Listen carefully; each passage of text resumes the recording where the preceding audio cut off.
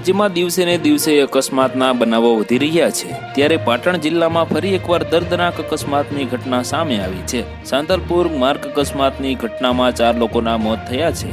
આ સાથે જ 3 લોકોને ઈજા પહોંચતા તાત્કાલિક હોસ્પિટલમાં ખસેડવામાં આવ્યા હતા। પ્રાથમિક વિગતો અનુસાર રસ્તા પર જંગલી પશુ આવી જતા કાર ચાલકે કાબુ ગુમાવતા અકસ્માત સર્જાયો હતો। પાટણ જિલ્લાના સાંતલપુરના ચારણકા રોડ પર અકસ્માતની ઘટના સામે આવી છે।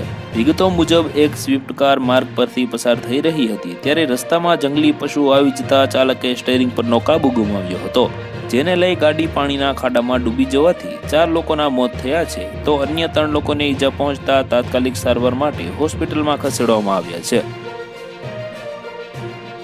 તો વધુ માહિતી મેળવવા માટે ચેનલ સાથે જોડાયેલા રહો। વિડીયો પસંદ આવે તો લાઈક કરી દેજો, ચેનલમાં નવા છો તો સબસ્ક્રાઇબ કરી દેજો।